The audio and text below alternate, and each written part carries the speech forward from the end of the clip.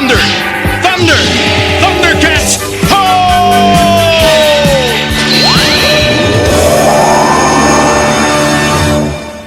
It's another Thundercats recap here on the Radical Retro Rewind podcast. As always, it is Ryan Hunter along with my brother-in-arms, David. Hi. We're here to talk more Thunder Kitty fun with episode 18 of Season 1, Spitting Image, which aired October 2nd of 1985. Oh, we're in October now. Oh, goodness gracious. Whatever will we do?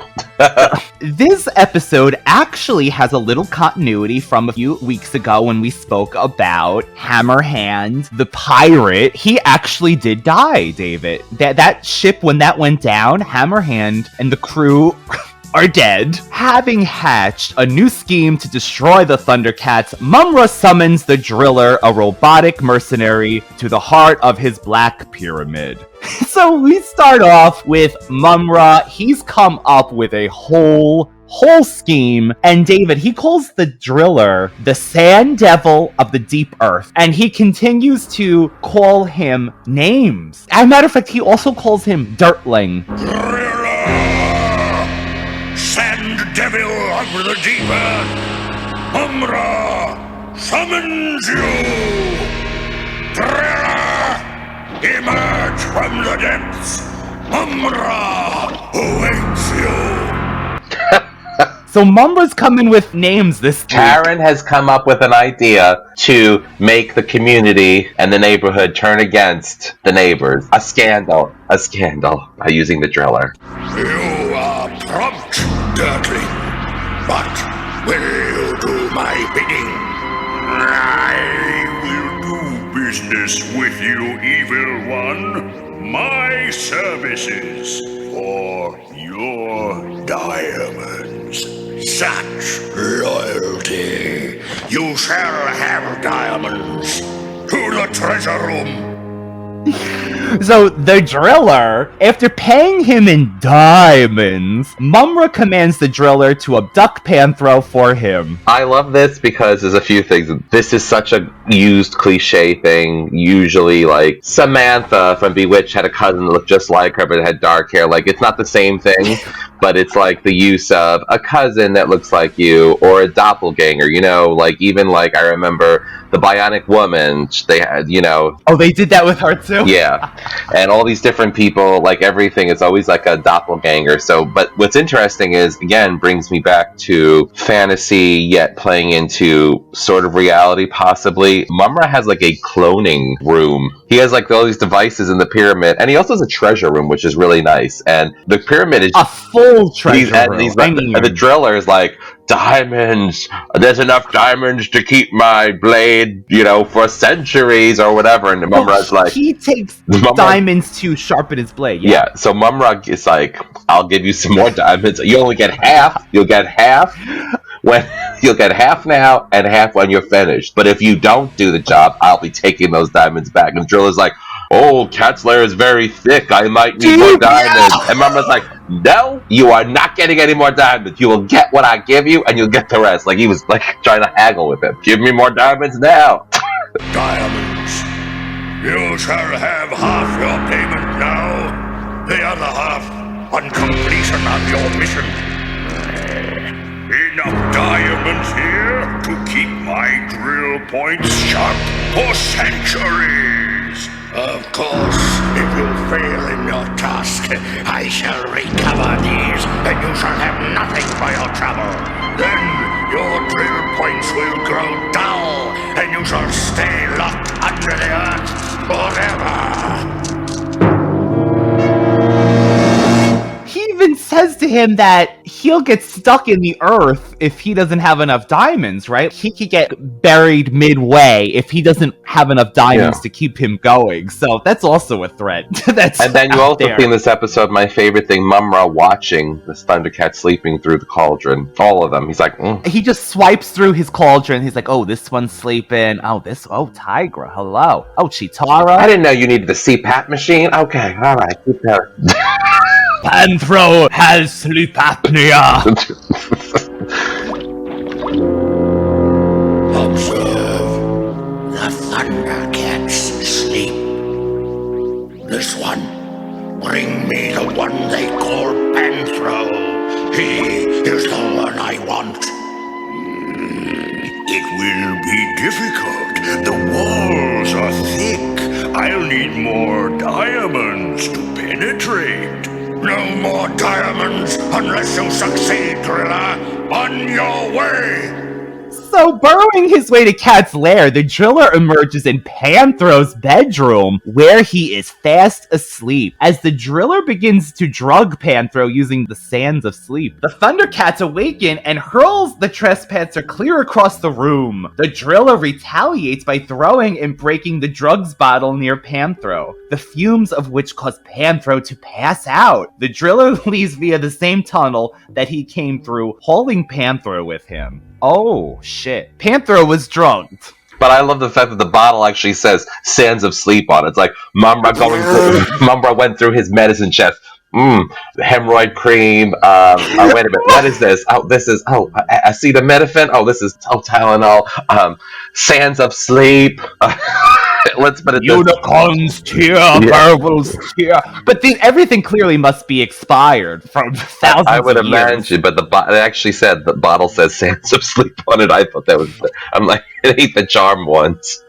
No, he ain't making potions there. Literally, Mumra's buying sands of sleep. Or he's very meticulous and he labels everything like you're saying. Well, it's got thousands of years to do it. He's like, I bought this on eBay. It better work. The buyer has a 98% satisfaction. You know, when you buy online, Lord have mercy. So, handing the unconscious Panthro to Mumm-Ra, the driller takes the remainder of his diamond payment and departs. You have done your job well, Dirkling.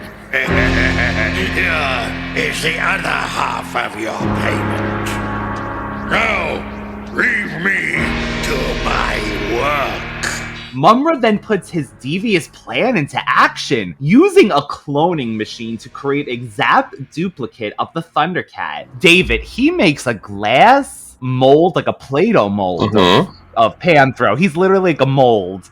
To a T, it even does the spikes on his holster. He makes like a golem. Yes, a golem. Like if anybody, like, I don't know where you would have seen, but I watched Magicians, which I actually really like the show Magicians, and they make a golem too. There's like the golem, right, is almost like sometimes it's made out of even like a clay, right? Yeah. Like something that has nothing. It's you create it and it takes on a form. And you put the essence, inside it. So yeah, he makes like a golem, and then we get to the part that you find out the Thundercats aren't so pure after all. The malicious mummy then invokes Hammerhand to possess the clone of Panthro's body. Inhabited by the spirit of the dead berserker, the clone wakes up and heads off to terrorize Third Earth as per Mumm-Ra's order. He says, David, it's come fulfill your destiny of terror. So Hammerhand didn't get to finish his hammering. So he's saying, fulfill your destiny of terror. I love that Mumm-Ra's so grandiose. So he's going to announce these people.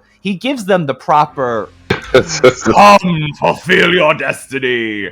And then he says, come here, my toy, when he wakes up, because he's kind of like... But he also has Panthro's voice. How did the clone get the Panthro voice? It's all part of the package deal. It's a glamour. It's a glamour. It's a glamour. It has to be a glamour. It has to be a glamour. I don't know. So Mumm-Ra tells him to go break fishing boats. That's one of his commands. So, okay. Terrorize the villages. Break the fishing boats. Yes. You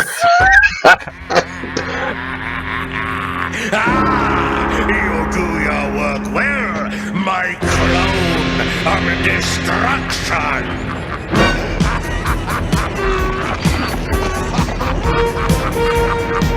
Yes, ravage the countryside.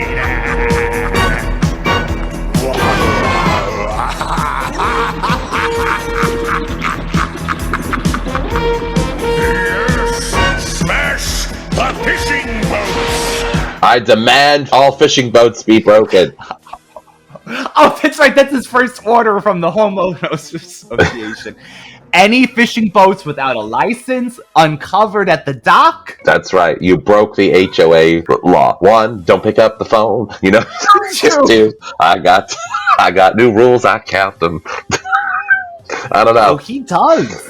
Well, I think but this is all part of Mumra'S plan to desecrate the Thundercats, name to basically align them with bad, and to basically make the friendships and relationships that they have created break them right, to turn them against. So it's a plot. It's another one of those Mumm-Ra plots. Like, I'm not just going to kill them in their sleep, which I could do. I'm actually going to go out, break up everything, mess up with these people that because they became friends with the Thundercats, and I'm going to malign their name. And he could even order them to take Willa's Treetop Kingdom. He could have said, "Take Bushy," from last week. Take Bushy. Changing into his ever-living form, Mumm-Ra flies off with the unconscious Panthro. Oh, this is terrifying. Can you imagine waking up from your Thundercat's bed and find yourself being carried off by Mumm-Ra in his ever-living form, and he's laughing that he's going to throw you in a bottomless chasm? So this is where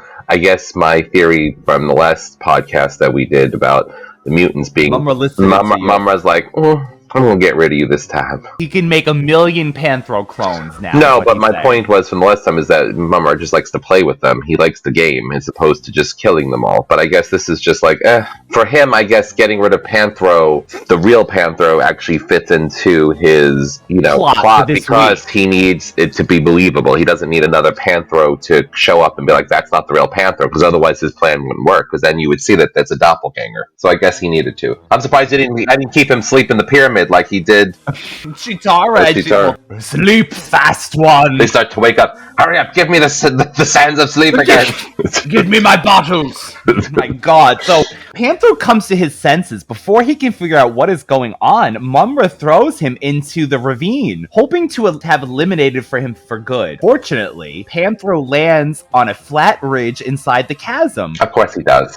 Using the shoulder spikes as climbing ropes, Panthro begins to ascend the steep walls of the chasm, cautiously dodging the powerful cosmic rays that erupt from the depths of the ravine each half of a minute. So Panthro has to time these climbs up, or he will get attacked by it looks like a rainbow, right? But it says a cosmic rays. Yes, and it's funny because he's in the chasm, so he's not affected by the rays because they're not touching him physically. I would think that if they were radiation, they'd get him, but whatever, this is a cartoon.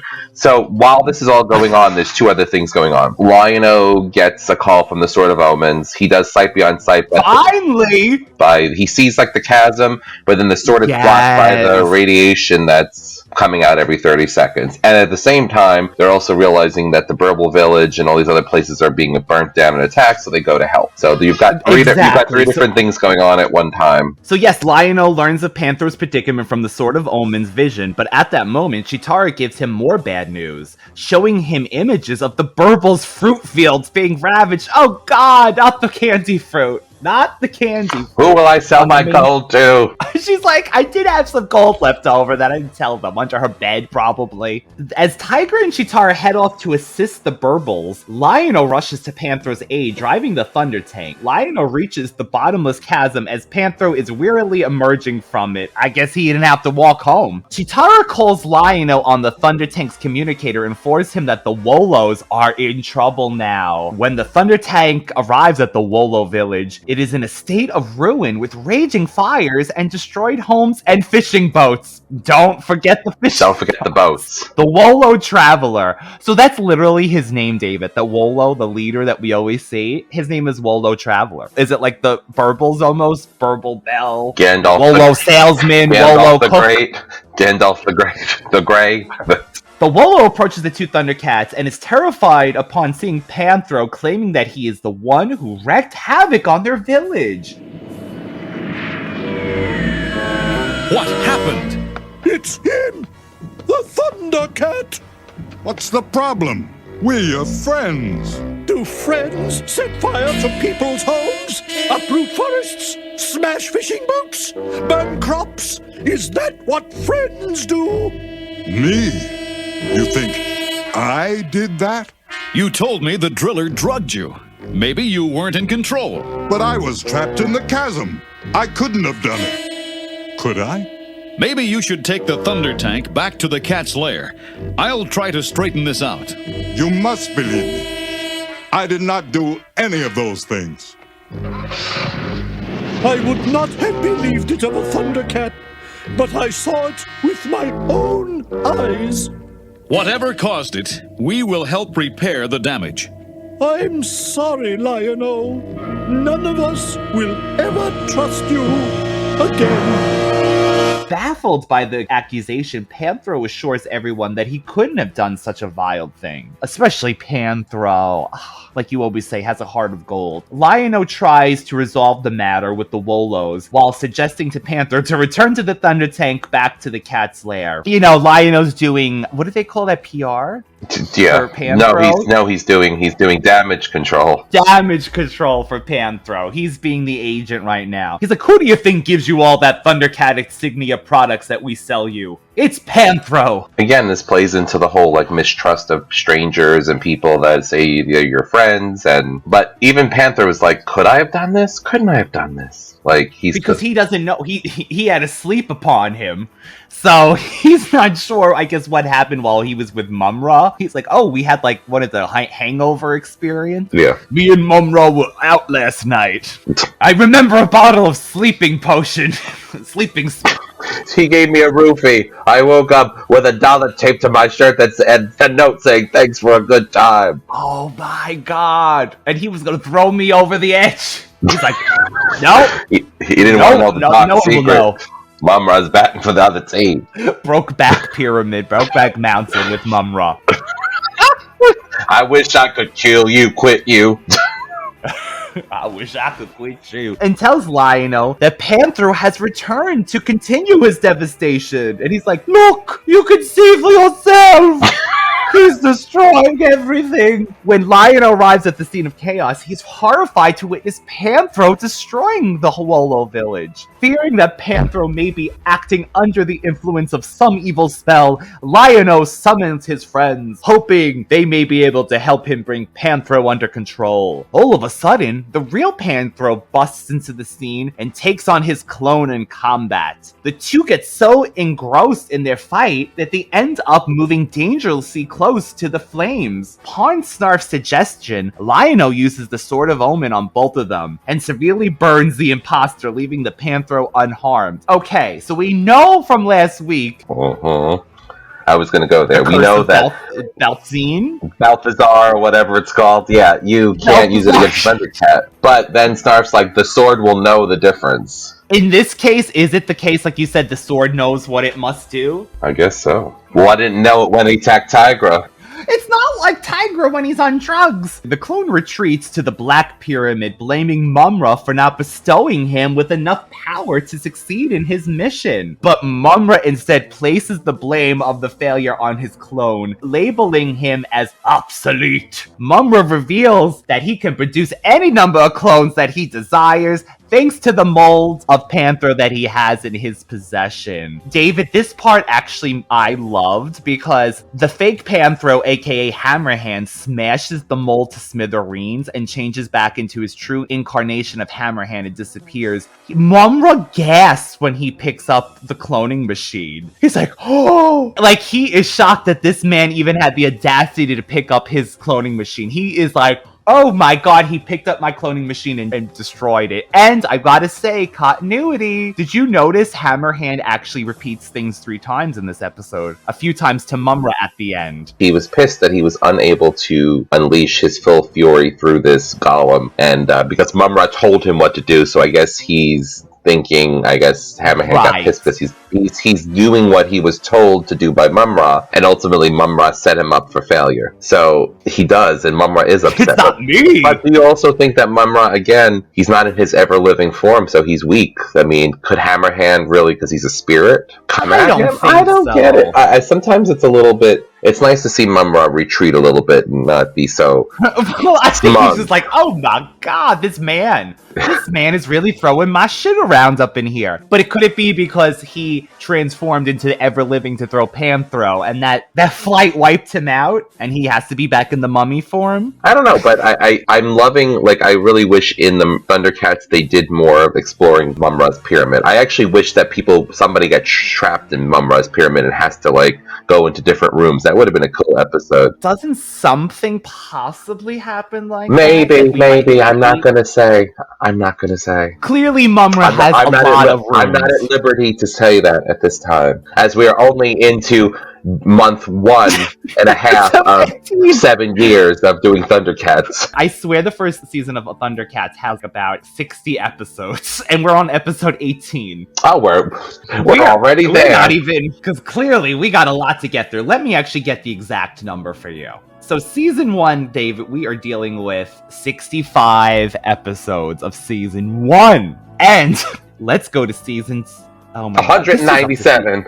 This is up to season 4, but I think they condensed the other episodes. Like, season 2 only has 20 episodes. Season 3 has 20 episodes. But how many episodes in total? Forget about seasons. How many we They have 100 and 125. So, okay. 18 out of 125. We need to get to the triple digits. At least to 20. You know. A few facts about this from the ThunderCats Wikipedia. Hammerhand is depicted as a ghost in this episode, affirms the theory that the Berserkers drowned when their ship collapsed at the end of the episode The Terror of Hammerhand. Surprisingly, though, Hammerhand and the Berserkers crew are shown to be living in a future episode. With the design upgrade which matches their LJN action figures. So maybe that was a way just to bring back to sell those action figures that were coming out at the time. Oh, you killed off the Berserkers that we just made them?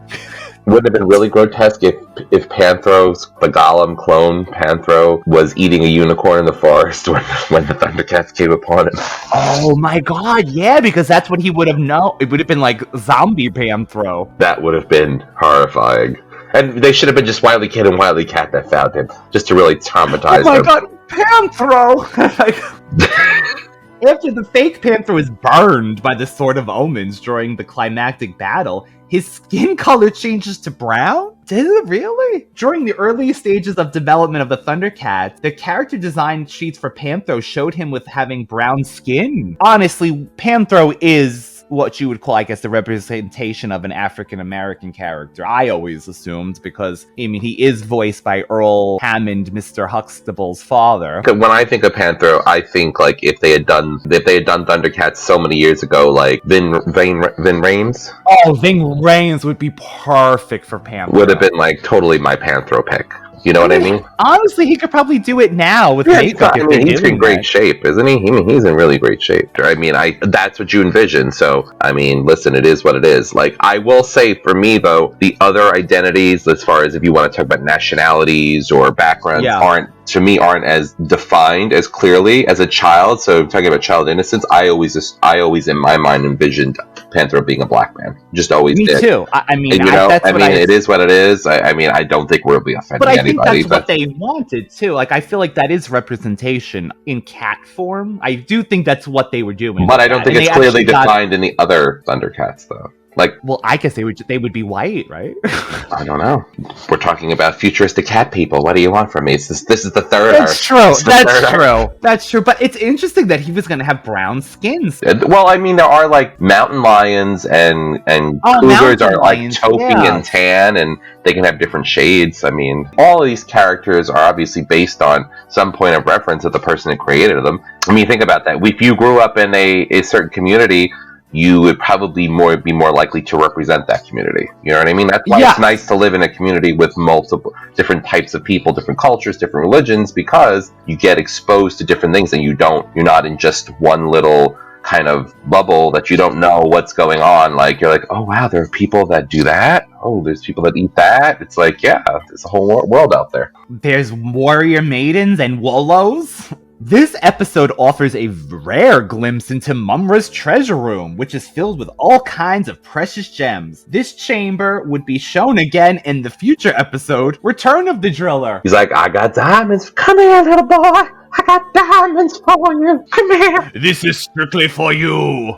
Don't show off my chamber to anybody. But I wonder how they filled the hole up in Panthro's room. Did they just throw cement in it? Yeah, because now he's got a hole in his bedroom. He's like, no. We're going to keep this. We're going to use this as an emergency hatch Tigra has to come in through another... Or through if you another can't hole. make it to the bathroom, the litter box. So, at the end of this episode, when the Thundercats are helping to rebuild the Wolo village, Chitara remarks, "Imagine what would happen if one of us really did turn bad." Apparently, she has forgotten about Groon. But to me, she was talking about current Thundercats. She wasn't talking about Groon from an earlier episode. Yes, he was a Thundercat. But she's saying, imagine if one of us turned Well, and that's bad. what I was So- thinking too. I thought of him that, but then I thought she just basically means one of her group, one of her clique. ThunderCats Wikipedia, I don't know. I think that's stretching things a little, but we read it. We appreciate you. We speak your name. Chitara forgot that there was a bad Thundercat. Well, you know when she has to spin around into her visions that it does take her months or weeks to recover, depending I know on the things. So she feeling. might have forgotten. I know the feeling. After taking a spin class, it might take me months to recover too. Yeah, she literally spinning. Get that gold for Chitara! So that was another Thundercats recap here on the Radical Retro Rewind podcast. You could always reach David at Universal Appeal 2020, all one word, and the Radical Retro Rewind podcast, all one word, both on Instagram, and you can find us on YouTube, where you can find audio formats of these episodes and more. Oh. Thank you, everybody!